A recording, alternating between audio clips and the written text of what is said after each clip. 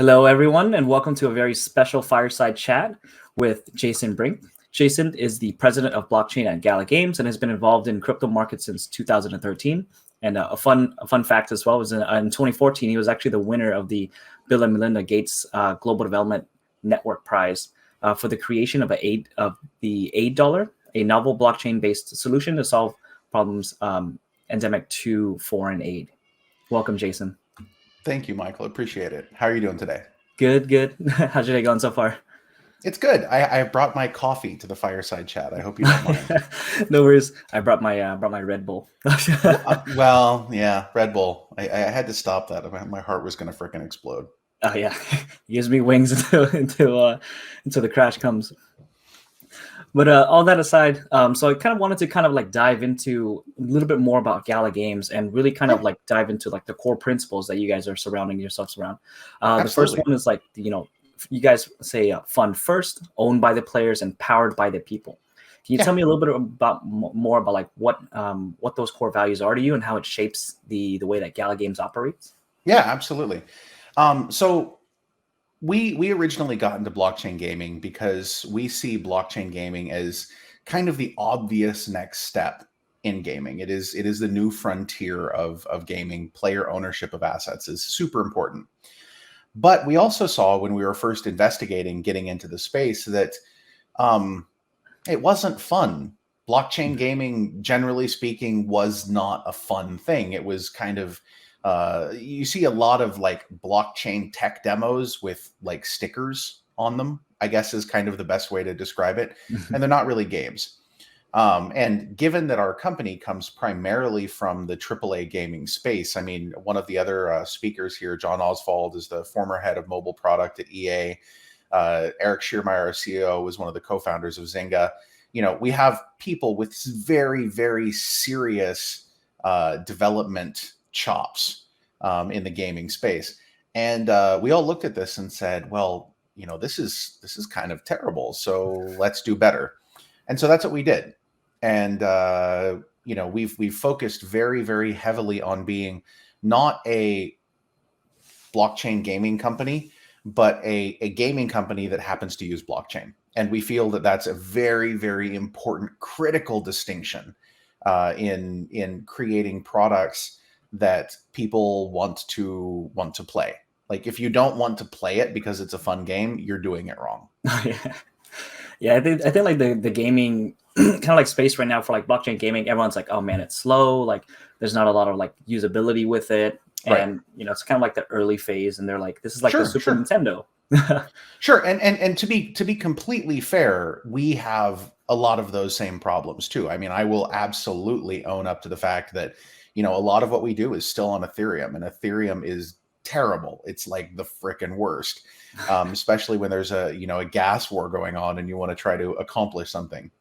But at the same time, one of the things I mentioned in my little keynote intro thing was the concept of LAN parties. Okay. Mm-hmm. And when I was a kid, I think I'm a little bit, God, I have gray in my beard. What the hell am I doing here? When I was a kid, I used to, get together with my friends for LAN parties, and we would drag our computers, these massive, gigantic boxes over to one another's houses, and we'd set it up with like some crappy network switch that was duct taped to the table. And, we would run cable all over the place, and we would sit down and you'd have to figure out, your TCP IP connection or your, what subnet mask is everybody on? Like, okay, well, we're all connecting, but you're using the wrong subnet mask. It's not, you're using, 255.255.255.0. You're supposed to be using 255.255.255.1. Obviously, what's wrong with you?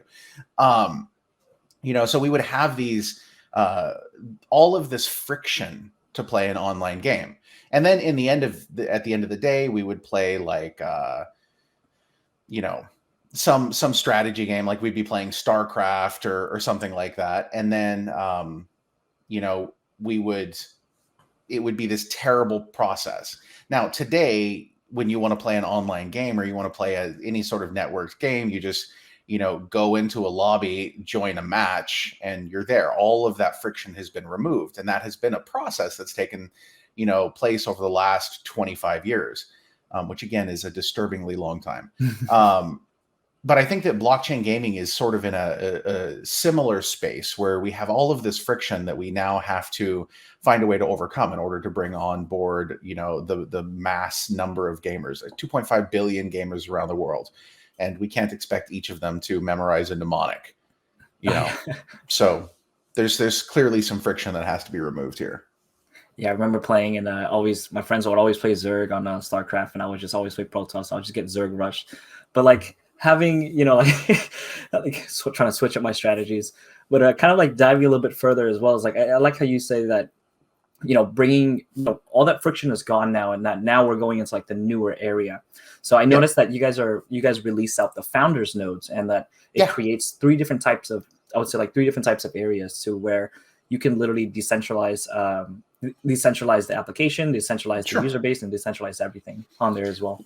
Yeah, with the founders nodes, there is when we first initially released the concept of what the founders nodes were going to be, we had this gigantic disclaimer on it that said, like, this is subject to change as we are engineering and building all of this. And so the founders nodes are going through a period of change right now. We're just getting ready to release a new governance proposal to the nodes that determine how the nodes are going to be rewarded going forward into the future. This is something that we believe is very, very important. We think that, while we don't have a DAO really, what we have is this series of nodes where everyone is able to contribute meaningful work, get rewarded in Gala and NFTs and other coins. Town Coin just dropped a couple days ago, and nodes are now getting that as well.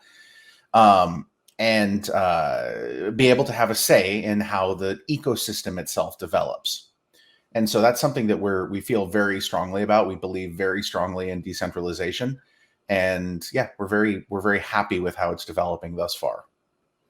Yeah, and I like how you like with the nodes as well. It's like later on you're allowing governance with it, so that they can literally shape the way that the game develops or certain areas, and kind of like now it's interesting when you mention the concept of governance. There's an important distinction that has to be made between game decisions and ecosystem decisions.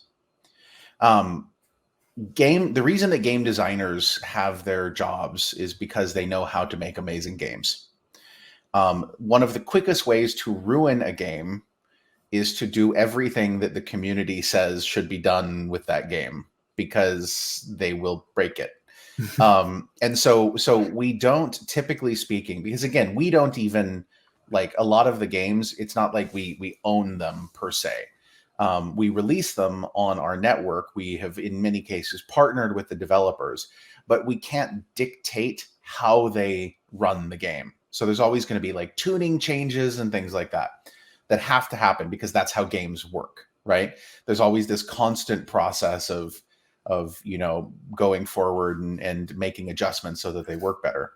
But what we do is we hand over massive amounts of the responsibility for running the actual ecosystem itself for the entire Gala ecosystem to the nodes. And this is something that is extremely important and puts a ton of power in their hands, because they can, literally choose how things are going to move forward for the ecosystem, while leaving the games to, be run the way that the game designers and the game developers want to run them. Gotcha.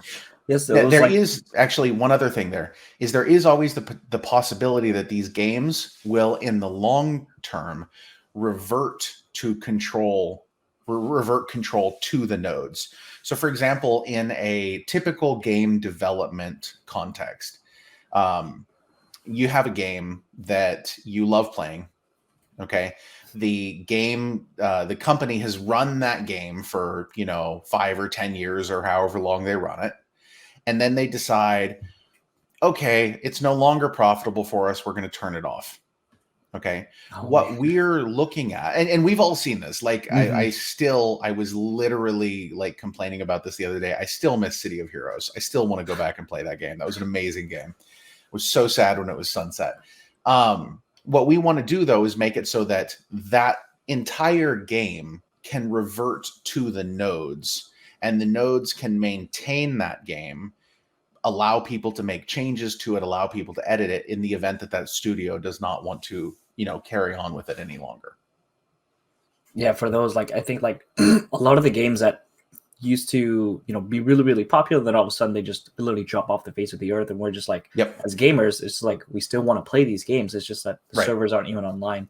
Like we've seen with like PlayStation, they literally removed like PlayStation 1, PlayStation 2, like they removed the online component for it, and they switched, everyone from those old games where it's just gone. Some of those were literally built for multiplayer games. So if you're playing with a single player, it just gets boring. Buy the new version, peasant. Yeah, here you go. Pay $60. Upgrade your machine, by the way, and then planned obsolescence is a problem. Oh yeah. Also, you mentioned Townstar. So with Townstar, by the way, I've played this game and it's addicting as hell. I'm sorry, it's really addicting. It is. It's really. Have you played in the last couple days? No, not with the new update. I saw the solar panels update and everything. Well, not just the solar panels. You can now earn town coin by placing your NFTs.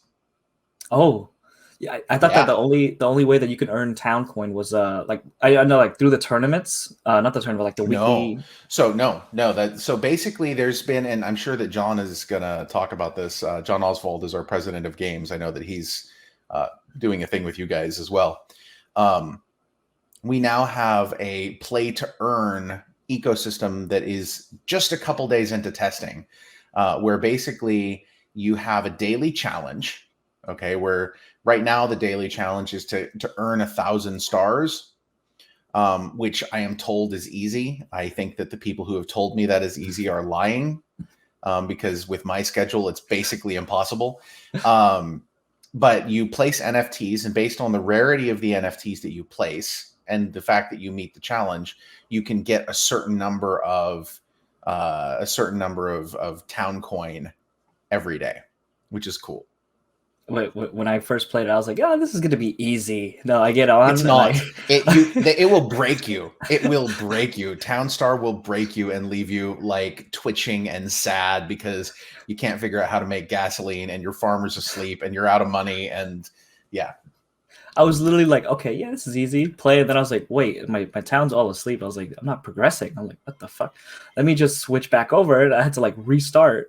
And I literally restarted like 5 times until I kind of like found a way to literally like I had to like look up and ask other people. Like I went on Discord and I was like, how did you guys like? How did you do this? How do you guys make gasoline? Where do you store the sugar? How do you make gasoline? Yeah, no, townstarguide.com, which is a community project, has nothing to do with us. It's run by this guy in the Philippines named Andrewy, who has a cat sanctuary, I believe.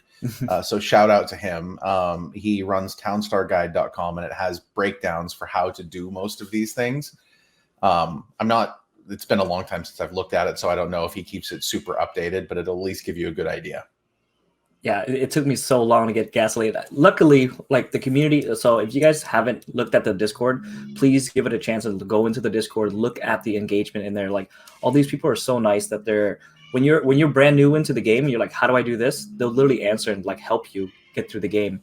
And that's how I learned how to make gasoline. I was like, what do I put together? I was like, what do I have to build prior? They're like, oh, you got to build this and then this. But then finally, after a while, I got a hang of it, and it took up a lot of my time. Yeah, it's pretty rough, man. It's pretty rough. No, but it's a fun game to actually play. You know, like that's one of the things that you guys really pride yourselves on, is like making that fun environment. You know, creating it to where the users want to come back and be like, okay, when's the next challenge? When's the next challenge? Did you get a chance to play Spider Tanks? Yes, I did. Yes, so I played the. We are doing a giveaway here. I believe we're giving away a number, which I cannot remember, of whale spider tanks. It's 15 whale spider tanks. 15. There you go. Mm-hmm. Yeah. So that's a pretty cool thing. But spider tanks is a light MOBA, is how I like to describe it, and it's absolutely epic. It is so much fun, and it doesn't feel like you're playing a blockchain game, which is an amazing thing to say, because like it's super slick, super smooth. wonderful. And in the long term, the play to earn ecosystem for that is absolutely killer. Yeah, I was able to play the beta, and I literally was like, "Oh my god, this is on the blockchain!" I was, I was really surprised because like once you go into the game, you're able to change up the body of the tanks, change up the weapons, and you go into a PvP match, and it's literally just like, "All right, let me go ahead and face this team." And there's so many like the graphics are amazing, by the way. Yeah. See, that's what I'm saying, man. This is what it takes to make a game, you know? It has to be a game. It has to be fun. It has to be immersive. It has to be something that makes you go like, wow, I can't wait to play this. You know, that's what it takes. Yeah, and then with the you said like with the play to earn mechanics with that kind of like down the road and everything. Whenever you guys release that out and everything, like I'm pretty sure like that this game is gonna like really blow up. Yeah, I think so too. Because I see kind of like looking at it like esports type of tournaments happening within that game. We're actually putting together something right now so that esports teams can approach us and get specialized skins made just for their team. Ooh, what about guilds? Yeah, sure. I mean, a guild is a larger grouping of people, but yeah, I don't see any reason why not. Yeah, I think with like blockchain gaming, like you're starting to see a lot of these guilds form around these games, and it's gonna start like I would say like start getting into that competitive nature, and literally just these events like if you're looking at like LCS or kind of like these other events for competitive gaming, they're gonna happen in blockchain gaming as well, and it's yeah. It's kind of like the next revolution as well. It's like now you're able to play with actual assets that you have, or even rented assets from like a team manager and things like that. Yep. And so yeah, I think that's gonna be like really really awesome coming up. There's some fun things that are going to be happening in a couple months here, specifically related to that. Nice.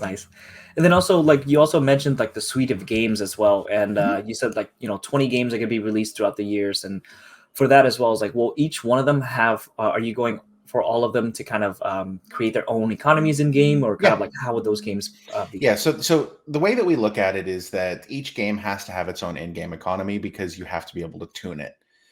So you could theoretically, for example, it was just I don't know if this has been publicly released yet, but there is another game coming from Game Media. So this might be an alpha leak here for you. I'm not sure.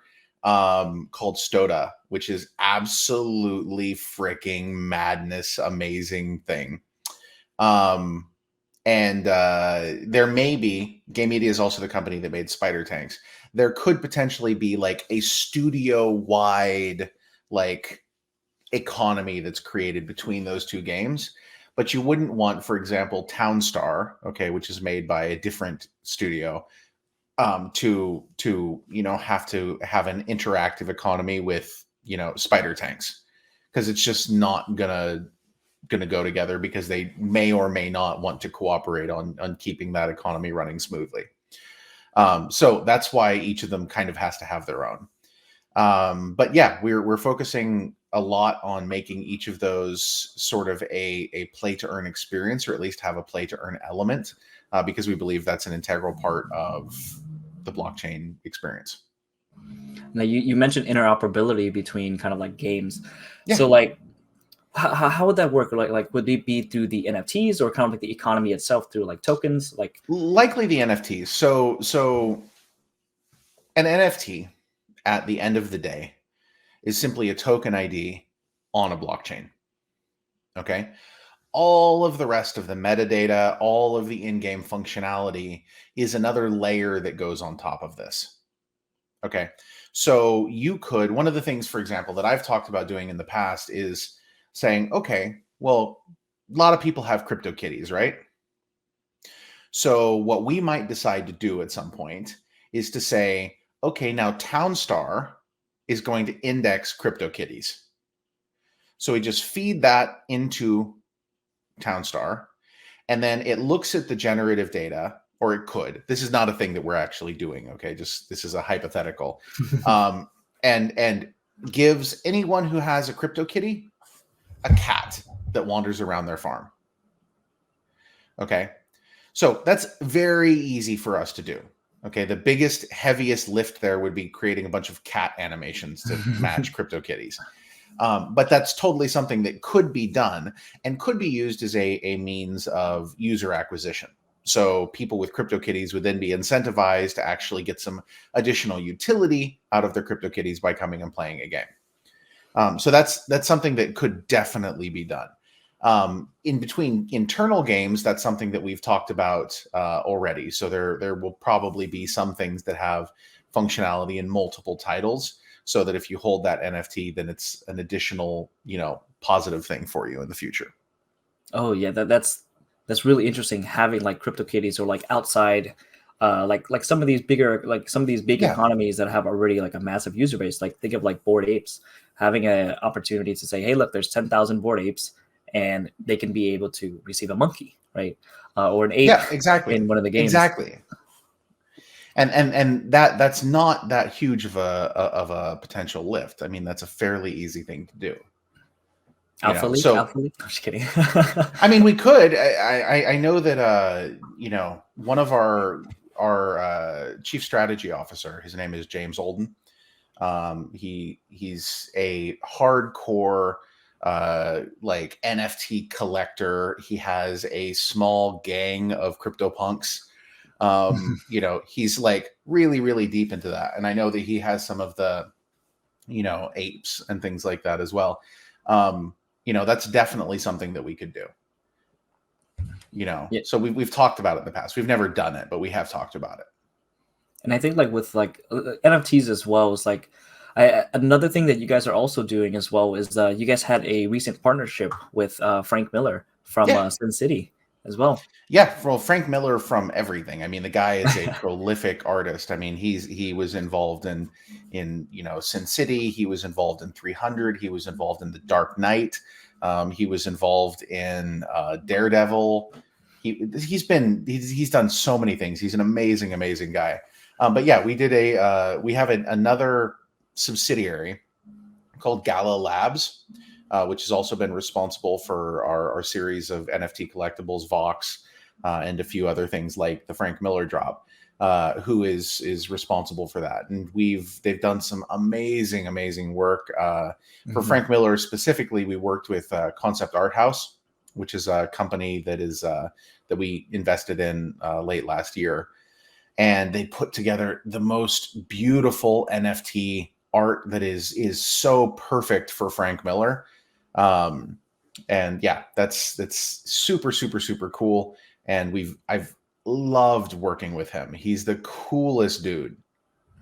Yeah, for us, like when we saw the drops, I was like, I gotta get into this. I was like, but I like how you guys did it with credit card and also with like Ethereum as well, so that just in case if someone's like, oh, I don't know how to use this or that, there was options there. Yeah, the whole idea there is to make it easy for people to participate, to remove those barriers of entry. This is critical for everything that we do in the blockchain space. We've got to get to the point where those barriers of entry start coming down, or we're not going to be able to accomplish what we want to in the long run. Mm-hmm. And I think like with like a lot of games as well, is like they focus around like a lot of the, I would say like the play to, not play to earn, but like kind of like they're able to pay. Like they don't focus around their community as much. Right. And I think that you guys are doing a really good approach of focusing on community first and making it, building everything around the community and letting them, know that their voices are heard. But at the same time, not too much stuff, right? Like they can't just be like, hey, look, airdrop everyone, blah, blah, blah. No.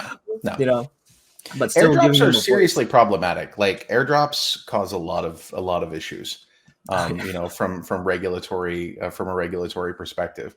One of the things I think that differentiates us is we've never done an ICO.